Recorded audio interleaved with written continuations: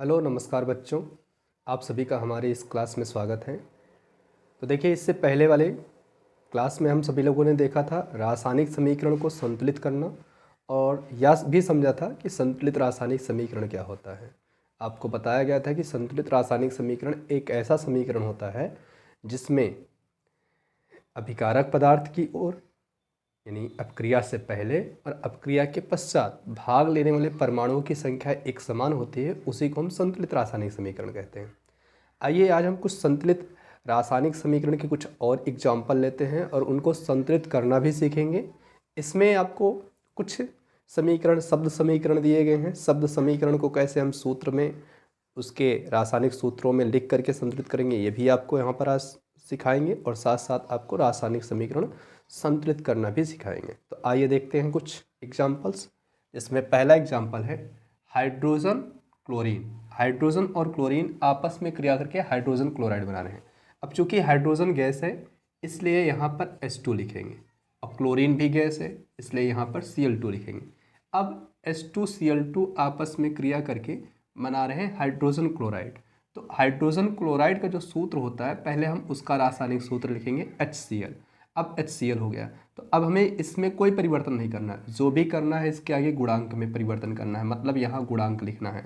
अब गुणांक लिखने के लिए हम इसको बैलेंस करेंगे। तो इधर देखिए H2 के 2 परमाणु हैं, क्लोरीन के भी 2 परमाणु हैं, इधर एक है इधर एक है, तो आगे हम 2 कर देंगे तो ये हमारा बैलेंस हो जाएगा। अब यहाँ पर इधर भी 2 हाइड्रोजन के परमाणु हैं, इधर भी 2, इधर भी 2 क्लोरीन के परमाणु हैं, इधर भी क्लोरीन के 2 परमाणु। तो इस प्रकार से ये बैलेंस हुआ।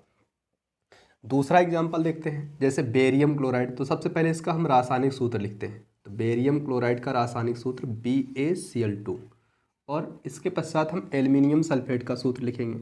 एल्युमिनियम सल्फेट का जो सूत्र होता है Al2SO4 का होल थ्राइस। ठीक है, ये होता है। अब ये आपस में क्रिया करते हैं तो बेरियम सल्फेट बनता है। अब बेरियम सल्फेट का हम सूत्र लिखेंगे, जो रासायनिक सूत्र होता है BaSO4। ठीक है, फिर इसके पश्चात उत्पाद में बना है एल्युमिनियम क्लोराइड। एल्युमिनियम क्लोराइड का जो सूत्र होता है उसको लिखेंगे AlCl3। तो ये हो गया। अब चलते हैं हम बैलेंस करते हैं। तो बैलेंस करने के दौरान यहाँ पर ध्यान देना है कि जिस भी आयन या अणु का या परमाणु की संख्या सबसे ज़्यादा होगी उसी को हम पहले बैलेंस करेंगे। जैसे यहाँ सल्फेट 3 था और इधर सल्फेट 1 ही है, तो मतलब पहले हम इसी को बैलेंस करना शुरू करेंगे। तो यहाँ 3 है, अब इसको 3 करने के लिए, अब यहाँ हम 3 नहीं लिखेंगे, इसको 3 करने के लिए हम इसके आगे करेंगे। तो यहाँ 3 कर देंगे तो सल्फेट 3 हो गया। अब जब हमने सल्फेट 3 किया तो बेरियम कितना हो गया, 3 हो गया। यहाँ 3 हो गया और इधर कितने हैं, 1, तो इसके आगे भी हम 3 कर देंगे। तो अब यहाँ ये भी 3 हो गया। और जब ये 3 हो गया तो क्लोरीन कितने हुए, 6, 3 दूना 6, इधर है कितने, 3, तो इसके आगे भी 2 कर देंगे। 2 3 6, क्लोरीन भी 2 हो गए, एल्युमिनियम भी 2 हो गया और इधर भी एल्युमिनियम 2 था। तो इस प्रकार से यह भी रासायनिक समीकरण संतुलित हो रहा है। अब इसके बाद आइए देखते हैं अगले समीकरण को। तो देखिए यहाँ पर बेरियम क्लोराइड है। फिर से देखिए, सबसे पहले हम क्या करेंगे, बेरियम क्लोराइड का सूत्र लिखेंगे BaCl2 प्लस, अब है हमारे पास पोटेशियम सल्फेट।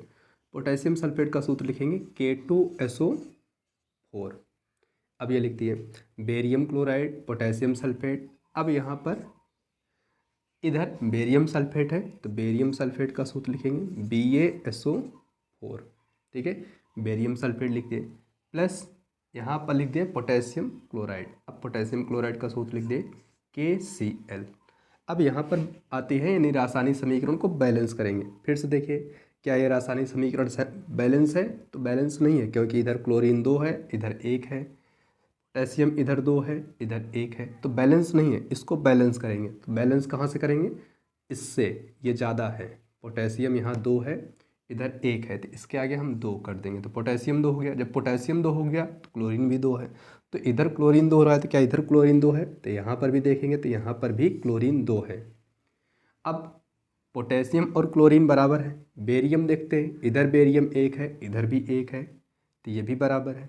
सल्फेट आयन इधर 1 है इधर भी 1 है, तो दोनों ओर बराबर हैं, अतः यह भी रासायनिक समीकरण क्या है, संतुलित है।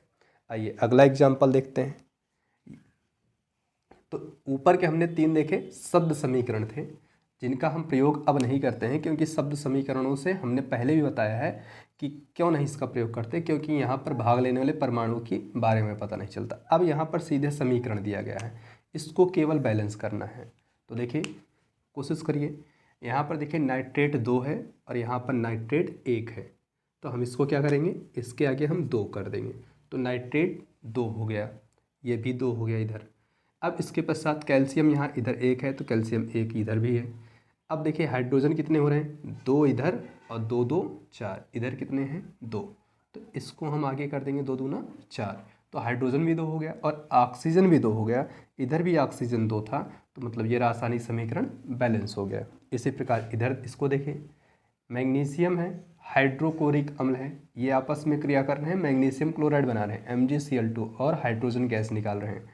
तो अब यहाँ पर देखिए मैग्नीशियम 1 है, मैग्नीशियम 1 है, क्लोरीन यहाँ 2 हो रहा है और इधर है कितने 1, इसके आगे 2 कर देंगे, तो क्लोरीन 2 हो गए, हाइड्रोजन भी 2 हो गए। तो इस प्रकार से ये भी रासायनिक समीकरण संतुलित हो गया।